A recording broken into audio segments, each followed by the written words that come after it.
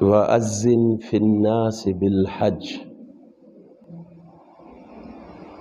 يَأْتُوكَ رِجَالًا وَعَلَى كُلِّ ضَامِرٍ يَأْتِينَ مِنْ كُلِّ فَجٍّ عَمِيقٍ۔ صدق اللہ مولانا العظیم۔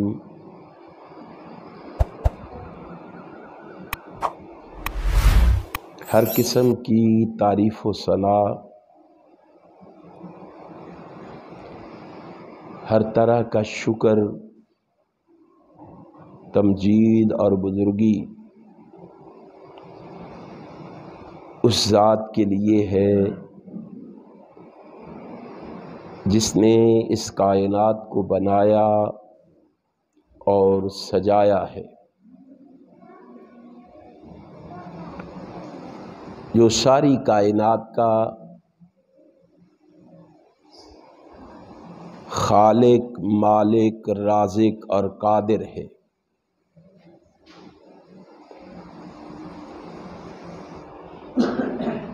جو ساری کائنات کا بگڑی بنانے والا، نفع نقصان کا مالک، حاجت روا، مشکل کشا، پروردگار اور پالنہار ہے،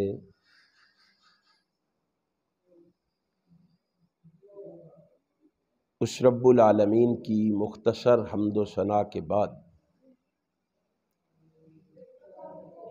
درود و سلام اس ہستی اقدس و مقدس پر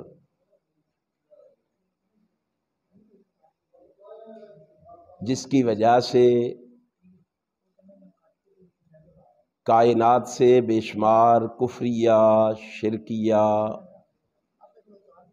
اور جہالت کی رسمیں ناپید ہوئیں،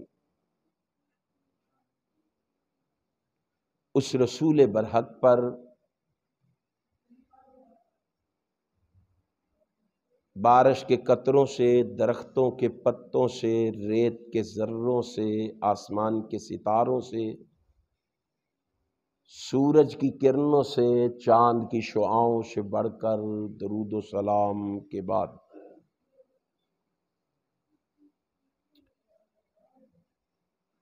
حاضرین و ناظرین، اللہ سبحانہ و تعالی کی عظیم الشان اور عظیم البرکت کتاب میں سے جس مقام ذی شان کو میں نے اس وقت تلاوت کیا ہے، اسی مقام ذی شان کے حوالے سے چند گزارشات آپ کے گوش گزار کرنے کی کوشش کروں گا۔ اللہ سے یہ دعا ہے کہ رب العالمین احکم الحاکمین مجھے حق اور سچ کہنے کی توفیق عطا فرما دے، اور پھر میرے سنانے کے بعد، آپ کے سننے کے بعد اللہ ہم سب کو اس پر عمل کی بھی توفیق عطا فرما دے۔ آپ جانتے ہیں کہ یہ ایام بڑی فضیلت کے، عظمت کے، رفعت کے، معرفت اور بلندی کے حامل ہیں۔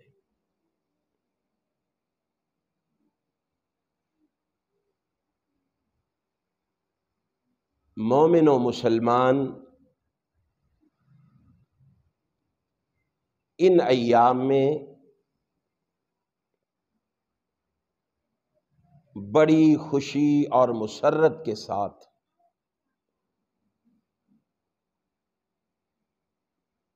اسلام کے ایک بڑے اہم فریضے کو سر انجام دیتے ہیں۔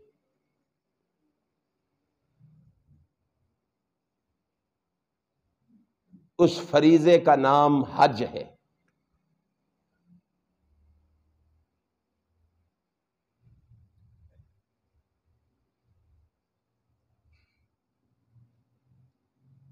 دنیا میں دو طرح کے لوگ آج بھی موجود ہیں۔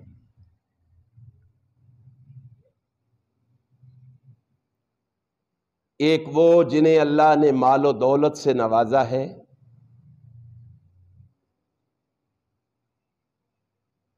جن کے پاس روپیہ پیسہ بے شمار موجود ہے، لیکن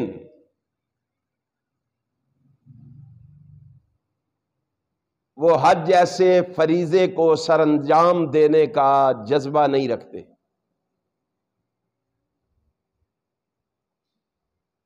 اور ایک طبقہ وہ ہے جس کے پاس مال و دولت تو نہیں ہے، سیم و زر کا تو فقدان ہے، لیکن اپنے دل میں وہ یہ جذبہ رکھتے ہیں کہ کسی طرح ہم مکہ مکرمہ پہنچ جائیں اور اللہ کے گھر میں حاضری دے کے حج جیسے فریضے کو سر انجام دے لیں۔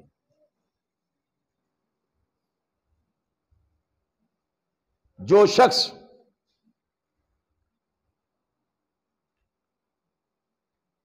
جذبہ رکھتا ہے، صرف جذبہ، وسائل نہیں ہے،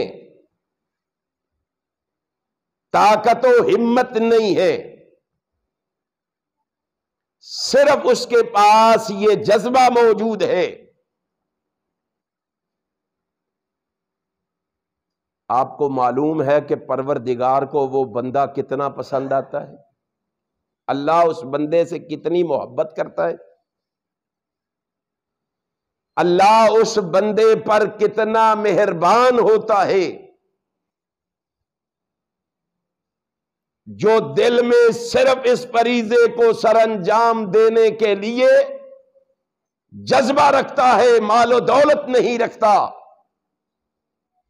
وسائل نہیں رکھتا۔ آسمان کا خالق و مالک اپنے محبوب سے کہتا ہے، میرے ان بندوں کو بشارت دے دو، کیا ہوا تم بیت اللہ نہ بھی پہنچ سکے، اللہ تمہارے جذبے کی وجہ سے اس ملک میں بیٹھے بیٹھے بھی تمہیں حج کے ثواب سے محروم نہیں رکھے گا۔ آپ حیران ہوں گے، پریشان ہوں گے، وہ پروردگار اپنے بندوں پہ کتنا بڑا مہربان ہے، اپنے بندوں سے کتنی محبت کرتا ہے۔ اور اندازہ فرماؤ جو یہ جذبہ رکھنے والا وہاں پہنچ جائے گا، جنہیں ان مبارک شہروں کی حاضری نصیب ہو جائے گی، ان کی عظمت و رفعت کا عالم کیا ہوگا، ان کی شان اور مرتبے کا عالم کیا ہوگا۔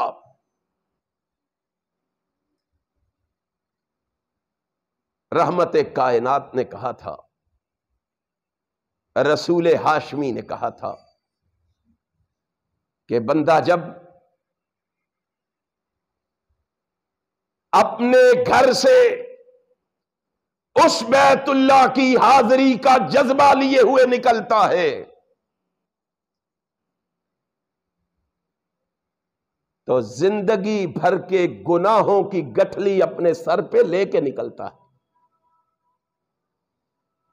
اس کے سر پہ گناہوں کی گٹھلیاں موجود ہوتی ہیں، وہ اپنے گھر سے، اپنے گاؤں سے، اپنے ملک سے سفر شروع کرتا ہے، بیت اللہ پہنچتا ہے، بیت اللہ کا طواف کرتا ہے، مقام ابراہیم پہ نفل ادا کرتا ہے، آب زمزم کو جی بھر کے پیتا ہے، صفا مروہ کی سعی کرتا ہے،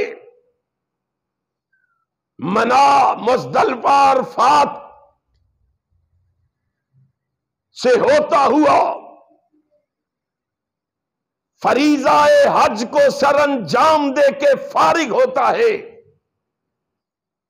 واپسی کا ارادہ کرتا ہے، اللہ کہتا ہے میرے محبوب اس کو مکہ سے نکلنے سے پہلے پہلے بشارت دے دو۔ کس چیز کی بشارت؟ اور میرے بندے تو ان مبارک شہروں میں آیا ہے جن کی برکت کا عالم یہ ہے کہ تو جب آیا تھا تیرا نامہ اعمال گناہوں سے سیاہ پڑا تھا، آج تو یہاں سے ہو کے واپس اپنے گاؤں جا رہا ہے۔ اللہ نے تجھ پہ یہ فضل کیا ہے کہ تجھے گناہوں سے ایسے پاک کر دیا ہے جیسے آج ہی تو ماں کے پیٹ سے باہر آیا ہے۔ اندازہ فرمائیں کتنے مبارک شہر۔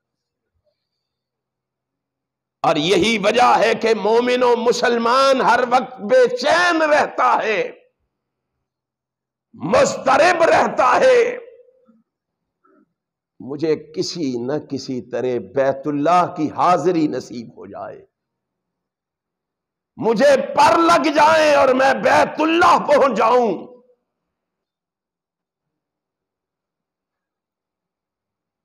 آپ کو میں ایک مومن موحد اور مسلمان کی بات سناتا ہوں۔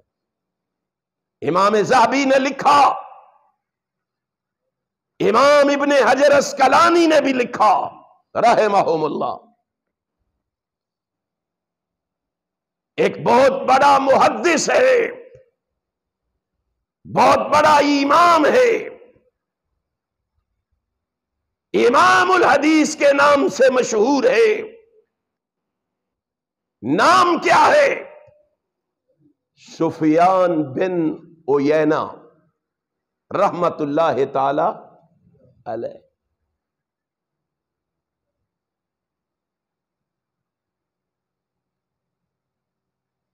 اندازہ فرمائیں ذرا ان لوگوں کی سوچ کیسی تھی، فکر کیسی تھی۔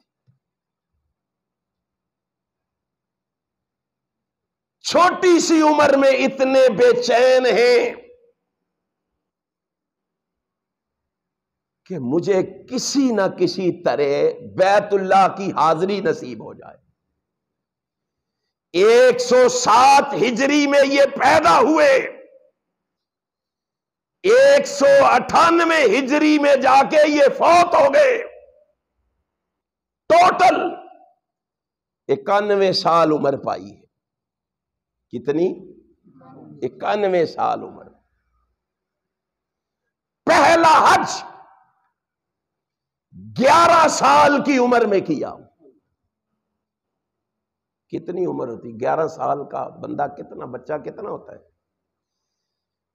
پہلا حج 11 سال کی عمر میں کیا۔ حج کے لیے وہاں پہنچے، مناسک حج ادا کرتے کرتے میدان عرفات میں پہنچے،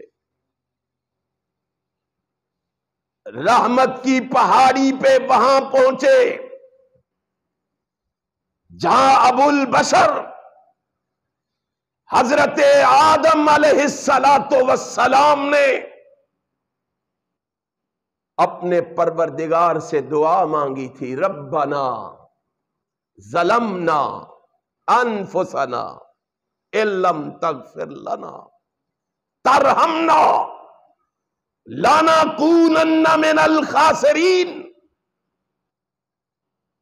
اس مقام پہ کھڑے ہو کے اس 11 سال کے بچے نے اپنے پروردگار کے سامنے ہاتھ اٹھائے۔ کیوں ہاتھ اٹھائے؟ اس نے نبی مکرم رسول معظم کا فرمان سن رکھا ہے کہ جو شخص میدان عرفات میں رحمت کی پہاڑی پہ اللہ سے جو بھی دعا مانگے گا، میں نبی گارنٹی سے کہتا ہوں اللہ اسے کبھی خالی واپس نہیں لوٹائے گا۔ ایمان اتنا مضبوط، سوچ اور فکر اتنی مضبوط کہ کائنات کے امام کی بات غلط نہیں ہو سکتی۔ رحمت کی پہاڑی پہ انہوں نے اللہ سے دعا مانگی، کیا؟ کہ میں غریب ہوں، مسکین ہوں، مفلس ہوں، نادار ہوں، کمزور ہوں، ناتواں ہوں، اللہ مجھے زیادہ مال دے دے، اللہ مجھے اچھی رہائش دے دے، اچھی سواری دے دے، نہیں، اللہ سے یہ دعا مانگ رہے ہیں، التجا کر رہے ہیں، اللہم لا تجعلہ آخر العہد منک، اے اللہ میں ایک ہی دعا تجھ سے مانگتا ہوں، ایک ہی التجا کرتا ہوں، اللہ تو جانتا ہے میں کن مشکلات سے گزر کے حج کے لیے یہاں پہنچا ہوں، اللہ تجھے معلوم ہے، تجھے علم ہے، تجھے خبر ہے، تجھے پتا ہے میں کیسے یہاں پہنچا ہوں، اللہ میں تجھ سے دعا مانگتا ہوں، ایک ہی دعا کرتا ہوں، اللہ میرے اس پہلے چکر کو آخری چکر نہ بنانا، اللہ میں دعا مانگتا ہوں مجھے بار بار بار بار یہاں لانا، میں تجھ سے التجا کرتا ہوں، میرے پاس وسائل نہیں ہیں، میرے پاس ہمت و طاقت تو نہیں ہے، لیکن اللہ تو ان عیوب سے پاک ہے، تیرے آگے تو کوئی مشکل نہیں ہے، تو مجھے ہر سال اللہ یہاں آنے کی توفیق دینا، میں تجھ سے اور کچھ نہیں مانگتا۔ آسمان والے نے کہا اور میرے بندے تو نے میرے سے تعلق جوڑا ہے، میرے سے ناتا اور رشتہ استوار کیا ہے، میں تیرے اٹھے ہوئے ہاتھوں کو خالی واپس نہیں لوٹاؤں گا۔ اللہ نے سفیان بن عیینہ کی دعا کو قبول کیا، پھر اللہ نے اس کو یہ اعزاز بخشا، اللہ نے اس کو یہ شرف بخشا کہ رب کائنات نے اسے اس کی دعا کی وجہ سے زندگی میں 80 حج کرنے کی توفیق عطا فرمائی۔ 91 سال کی عمر میں 80 حج کیے ہیں اس اللہ کے بندے نے۔ کروانے والا کون ہے؟ مانگا کس سے توفیق؟ کس سے مانگی؟ ہمارا گمان کیا ہے پروردگار کے بارے میں؟ ہم نے کبھی اس لگن سے، کبھی اس طلب سے، کبھی اس سوچ سے پروردگار کے سامنے ہاتھ پھیلائے ہیں؟ ہمارا گمان تو یہ ہو گیا ہے، ہمیں تو یہ پڑھا دیا گیا ہے، یہ سکھا دیا گیا ہے، ہماری سنتا ہی نہیں، ہم اس کو ڈائریکٹ پکار سکتے ہی نہیں، ہماری فلاں کے آگے، فلاں کی اس کے آگے، اس کی غیرت کو جلا لایا، آسمان سے رب کا پیغام آیا، وَإِذَا سَأَلَكَ عِبَادِي أَنِّي فَإِنِّي قَرِيبٌ أُجِيبُ دَعْوَةَ الدَّاعِ إِذَا دَعَانِ فَلْيَسْتَجِیبُوا لِی۔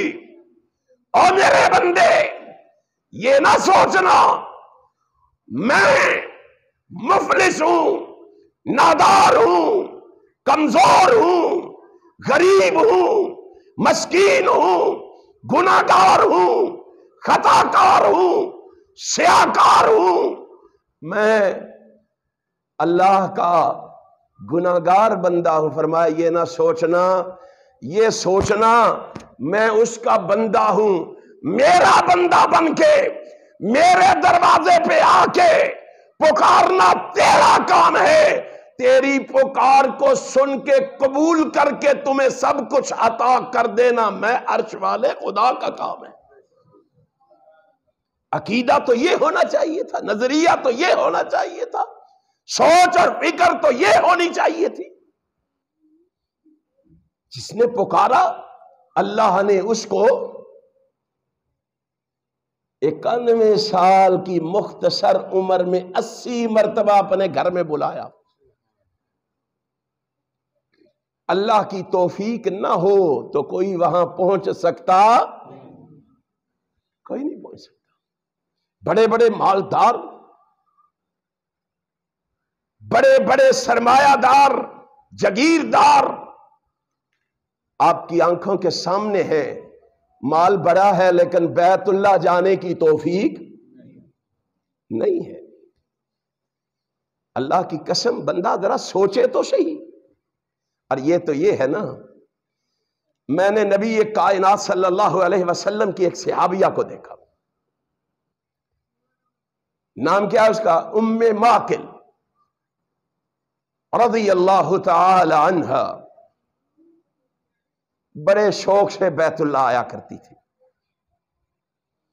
بڑے شوق سے بیت اللہ کی حاضری دیا کرتی تھی، بڑے اہتمام سے، بڑے انتظام سے بیت اللہ آیا کرتی تھی، اللہ کے گھر میں حاضری دیا کرتی تھی. لیکن پھر کیا ہوا؟ قد کبرت وسقمت، بڑھاپا غالب آ گیا، بیماریوں نے آن لیا، وہ بی بوڑھی بھی ہو گئی اور بیمار بھی ہو گئی. اب وہ جو دل میں بیت اللہ کی محبت ہے نا، وہ جوش مار رہی. نبی اکرم صلی اللہ علیہ وسلم کی بارگاہ میں حاضر ہو کے کہتی، اللہ کے پیغمبر مجھے معلوم ہے حج میں بڑی مشقت ہے، بڑی محنت ہے، لیکن میں اب بوڑھی بھی ہو گئی ہوں، بیمار بھی ہو گئی ہوں، میں حج کرنے کی استطاعت نہیں رکھتی، اب ہمت نہیں رکھتی، لیکن میں حج کے ثواب سے بھی محروم نہیں ہونا چاہتی.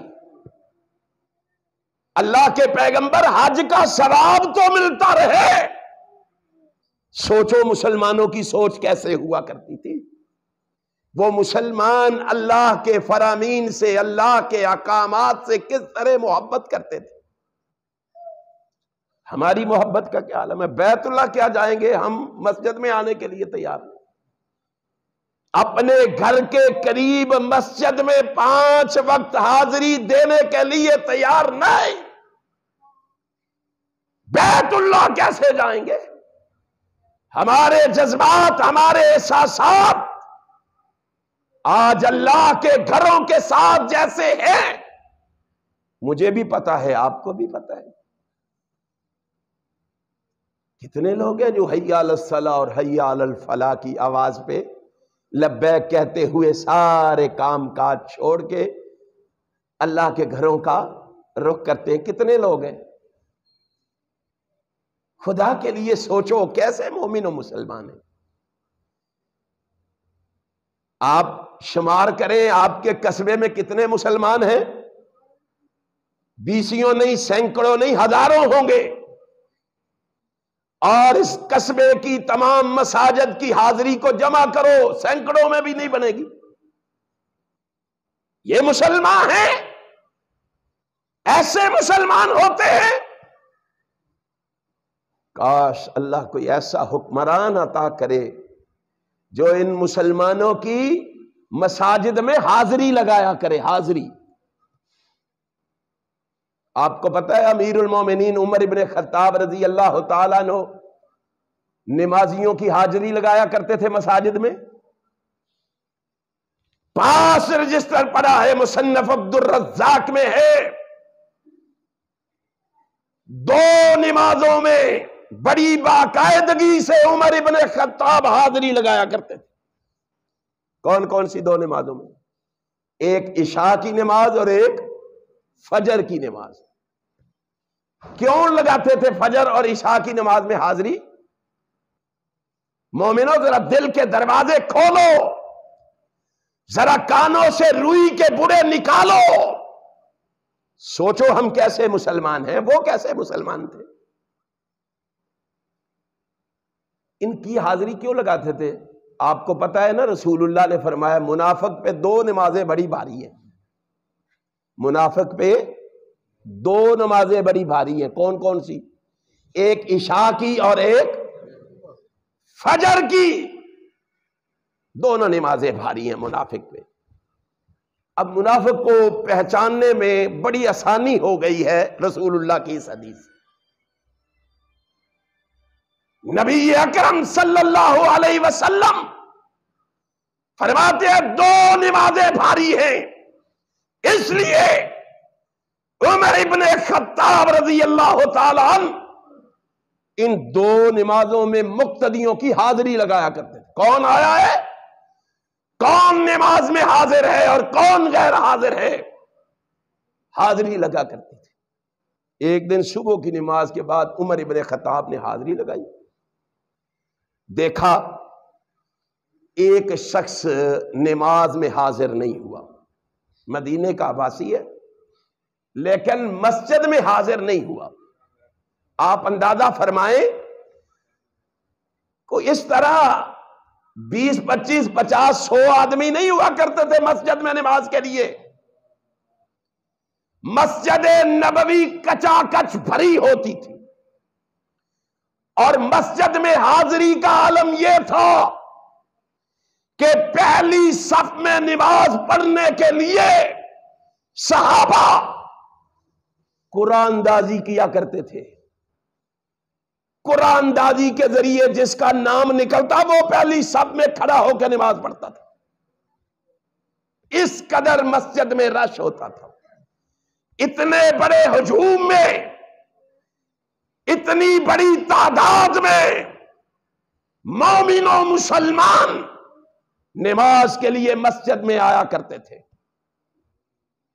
اور اندازہ فرمائیں ان کا ایک دوسرے کے ساتھ تعلق کیسا ہوگا کہ اتنے بڑے مجمع میں عمر ابن خطاب نے دیکھا کہ فلاں محلے کا فلاں شخص میرا مقتدی، میرا ساتھی، میرا مسلمان بھائی، میرا ورکر، میرا نمازی مسجد میں نہیں آیا.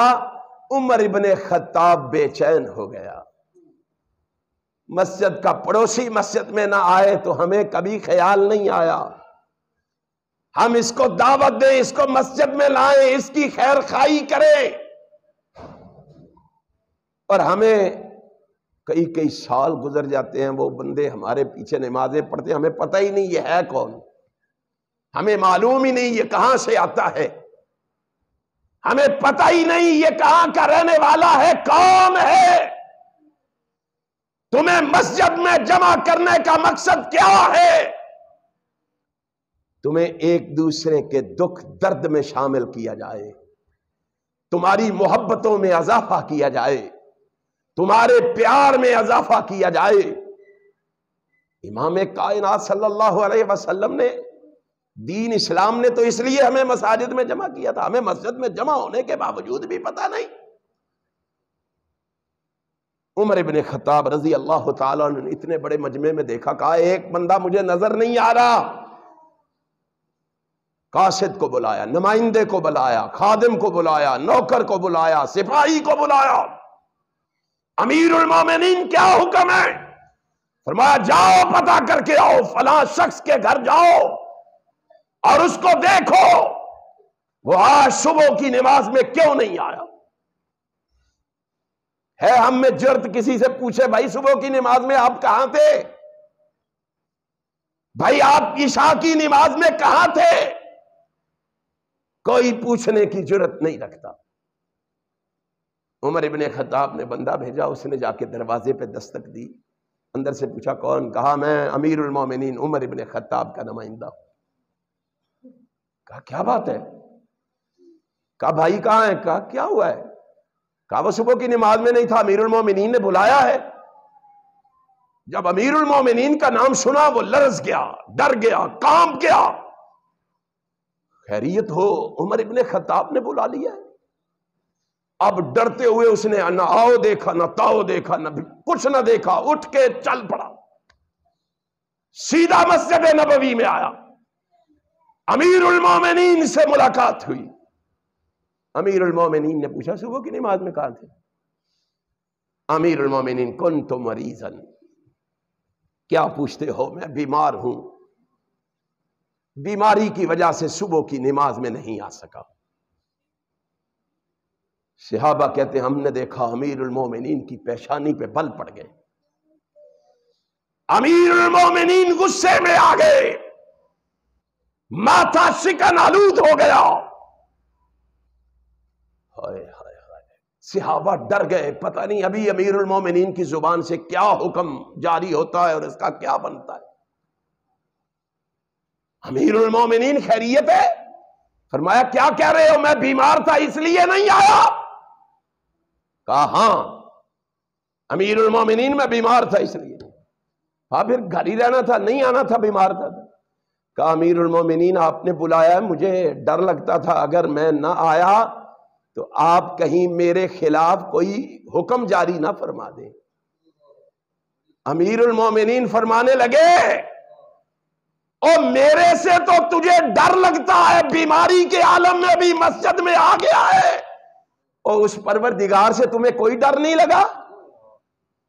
اس نے بھی تو بلایا تھا حی علی الصلاۃ حی علی الفلاح، آؤ نماز کی طرف، آؤ فلاح کی طرف۔ میرے بلانے پر بیماری میں بھی اٹھ کے بھاگ کے چلا آیا ہے، اس کے بلانے پر بیماری کا بہانہ کر کے گھر میں لے کر آیا ہے۔ اندازہ فرمائیں ذرا یہ کیسے لوگ تھے، ہم کیسے لوگ ہیں؟ وہ کس طرح اللہ اور رسول کے احکامات کو مانتے تھے اور ہم کیا کرتے ہیں؟ بڑھیا نے کہا اللہ کے پیغمبر اب جسم میں وہ سکت تو نہیں رہی، ہمت تو نہیں رہی کہ میں اتنی مشقت کر سکوں، قد کبر تو وسکم تو، بیمار بھی ہوں بوڑھی بھی ہوں۔ کہا کیا چاہتی ہے؟ کہتی ہے فہل من عمل یجزئنی من حجتی، اللہ کے پیغمبر چاہتی یہ ہوں جس طرح جوانی میں تندرستی میں ہر سال حج کر کے اللہ سے حج کا ثواب حاصل کرتی رہی ہوں، چاہتی یہ ہوں کہ بڑھاپے میں بھی بیماری میں بھی مجھے حج کا ثواب ملتا رہے۔ کتنی بڑی سوچ ہے۔ رسول اللہ صلی اللہ علیہ وسلم بھی کیسے رحمت للعالمین پیغمبر تھے۔ یہ نہیں کہا مائی اگر بیمار ہو گئی ہے تو اب تمہیں ثواب کہاں سے ملے گا، اب حج کا اجر کہاں سے ملے گا، نہیں کہا۔ اس کا دل نہیں توڑا، اس کو ناراض نہیں کیا، مایوس نہیں کیا۔ آج کوئی بندہ تھوڑا سا سالن مانگنے کے لیے آ جائے تو ہماری کیا کیفیت ہوتی ہے؟ رحمت کائنات حضرت محمد الرسول اللہ صلی اللہ علیہ وسلم، آپ صاحب اتنے گیا ہو تسی آگے ہوتے پیچھے کیوں بندے ہو؟ ابراہیم صاحب اتنے آؤ۔ نبی اکرم صلی اللہ علیہ وآلہ وسلم نے اس بڑھیا کا دل نہیں توڑا۔ کرسی لاؤ، اچھا رسول اللہ صلی اللہ علیہ وسلم نے اس بڑھیا کا دل تے اساں کدے کسے دا سلامت، کیسے مومن مسلمان ہیں، کیسے ہم نمازی ہیں، حاجی ہیں، مولوی ہیں، قاری ہیں، امام ہیں، مقتدی ہیں، کیسے ہم مومن و مسلمان؟ حج کی مشقت برداشت نہیں کر سکتی، لیکن تو جذبہ رکھتی ہے، تجھے اسی طرح جوانی میں جس طرح تو بیت اللہ کے مناسک حج ادا کر کے ثواب پاتی رہی ہے، تو چاہتی ہے اسی طرح تجھے برابر حج کا ثواب ملے۔ جی اللہ کے پیغمبر میری خواہش یہ ہے، نبی اکرم نے فرمایا کوئی بات نہیں، اگر حج کے موسم میں جا کے حج کی مشقت برداشت نہیں کر سکتی، میں تجھ سے وعدہ کرتا ہوں۔ اللہ کے پیغمبر کیا؟ نبی اکرم صلی اللہ علیہ وسلم نے فرمایا، عمرۃ فی رمضان، امام کائنات فرماتے ہیں پھر تو رمضان میں عمرہ کر لینا، رمضان میں عمرہ کرنے کی وجہ سے اللہ تجھے اس حج کے برابر ثواب عطا کر دے گا، اس حج کے برابر ثواب، تو حج کے ثواب سے محروم نہیں رہے گی، اللہ تجھے اس حج جتنا ثواب عطا کر دے گا۔ آپ اندازہ فرمائیں، اس کو کہتے ہیں رحمت للعالمین پیغمبر۔ ہم چھوٹی چھوٹی باتوں سے دل برداشتہ ہو کے غصے میں لال پیلے ہو جاتے ہیں جی، ناممکن بات جو ہے اس کا جواب کیا ہوگا؟ کائنات کے امام کی طرف دیکھا ہے، اور یہ تھا نا، اس بڑھیا کا ام ماکل کا سوال ابھی مکمل ہی ہوا تھا، ایک شخص کھڑا ہو گیا، اللہ کے پیغمبر میری بیوی نے بھی ایک مسئلہ پوچھا ہے، تیری ردنی ان سالوں کا، میری بیوی نے بھی کہا تھا رسول اللہ کی مجلس میں جا رہا ہے، وہاں سے رسول اللہ سے مسئلہ پوچھ کے آنا، اللہ اس کو تو حج کے برابر ثواب عطا کر دیا، میری بیوی کی خواہش یہ ہے مجھے اس حج کا ثواب ملے جو حج بندہ محمد الرسول اللہ کے ساتھ کرتا ہے، اس حج کا ثواب ملنا چاہیے جو حج رسول اللہ کی معیت میں ادا کیا جائے۔ کتنا بڑا اعزاز ہوگا جو شخص رسول اللہ کے ساتھ حج کرتا ہوگا، امام رسول اللہ ہوں گے، معلم رسول اللہ ہوں گے، پڑھانے سمجھانے سکھانے والے امام کائنات ہوں گے، اس حج کا عالم کیا ہوگا؟ اللہ کے پیغمبر یہ تو بات سمجھ آ گئی ہے، یہ تو پتہ چل گیا ہے، یہ تو علم ہو گیا، یہ تو خبر ہو گئی ہے کہ اللہ اس کو رمضان میں عمرہ کرنے کی وجہ سے حج کے برابر ثواب دے دے گا، لیکن میری بیوی اس حج کا ثواب پانا چاہتی ہے جو حج رسول اللہ کی معیت میں ادا کیا جائے۔ نبی پاک پھر مسکرا کے فرماتے ہیں جا تو بھی اپنی بیوی سے کہنا، اپنی گھر والی سے جا کے کہنا وہ بھی رمضان المبارک میں عمرہ ادا کر لے، اللہ اس کو اس عمرے کے بدلے میں میرے ساتھ حج کرنے کے برابر ثواب عطا کر دے گا۔ کیسا مہربان پیغمبر، کیسا مہربان پروردگار، کیسا رحیم پیغمبر، کیسا رحیم، کیسا رؤوف پیغمبر اللہ نے ہمیں عطا کیا ہے، ہمیں پتہ ہی نہیں ہے۔ امام کائنات حضرت محمد الرسول اللہ صلی اللہ علیہ وسلم کس طرح ہماری رہنمائی کر رہے ہیں، کس طرح ہمیں مسائل سمجھا رہے ہیں۔ یہ فضیلت کس کے لیے ہے؟ جو یہاں سے سفر کر کے کہاں جائے؟ حرمین میں کہاں جائے؟ کتنی بڑی فضیلت ہے، کتنی بڑی عظمت ہے، کتنی بڑی رفعت ہے، کتنی بڑی معرفت و بلندی ہے۔ اللہ اکبر۔ اور ابھی اس نے سوال مکمل کیا، ایک اور شخص کھڑا ہو گیا، امام حیثمی نے مجمع الزوائد میں اس روایت کو نقل کیا، اس روایت کو حسن قرار دیا، جامعہ ترمذی میں بھی ہے۔ امام کائنات حضرت محمد الرسول اللہ صلی اللہ علیہ وسلم کا ایک صحابی کہتا ہے اللہ کے پیغمبر اگر کسی کے پاس عمرے کے پیسے بھی نہ ہوں، وہ عمرے پہ بھی نہ جا سکے تو وہ تو پھر غریب، نادار، مفلس، مسکین، ثواب سے محروم رہ گیا نا۔ دیکھو رسول اللہ صلی اللہ علیہ وسلم کیسے رحمت للعالمین ہے، آپ نے دل اس کا بھی نہیں توڑا، آپ نے مایوس اس کو بھی نہیں کیا، آپ نے اس سے بھی نہیں کیا۔ نہ تو حج کر سکتا ہے، نہ تو رمضان میں عمرہ کر سکتا ہے، تو تجھے ثواب کہاں سے ملے گا؟ نہیں نہیں نہیں نہیں، اللہ کے پیغمبر خواہش میری بھی ہے، تمنا میری بھی ہے، آرزو میری بھی ہے، میں بھی حج کا ثواب پاؤں۔ میرے لیے بھی تو کوئی رستہ نکال دے، میرے لیے بھی تو کوئی آسانی فرما دے، میرے لیے بھی تو کوئی ارشاد فرما دے۔ اللہ کے پیغمبر حضرت محمد الرسول اللہ صلی اللہ علیہ وآلہ وسلم نے جو ارشاد فرمایا، غریبوں مسکینوں خوش ہو جاؤ، اور بیت اللہ کی حاضری کو ترسنے والوں خوش ہو جاؤ۔ امام کائنات حضرت محمد الرسول اللہ صلی اللہ علیہ وآلہ وسلم نے تمہیں بھی محروم نہیں رہنے دیا۔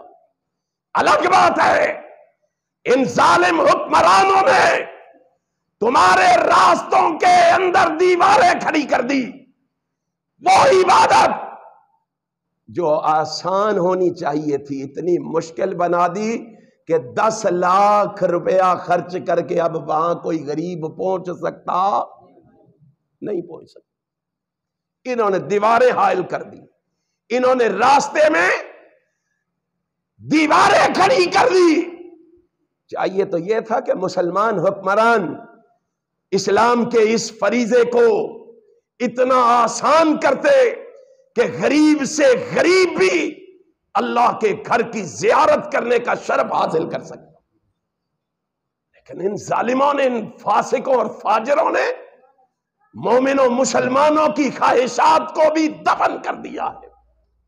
امام کائنات سے سوال ہوا، اللہ کے پیغمبر حج یہ تو بڑا مشکل ہو گیا، عمرہ بھی مشکل ہو گیا، میں تو عمرہ کرنے کا بھی نہیں، میں تو پھر ثواب سے محروم ہو گیا۔ آپ نے فرمایا نہیں، میں آپ کو بھی بات بتاتا ہوں۔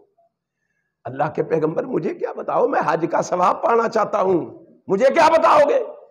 آپ نے فرمایا تجھے بھی عمل بتاتا ہوں۔ کیا عمل بتایا رسول اللہ صلی اللہ علیہ وسلم نے؟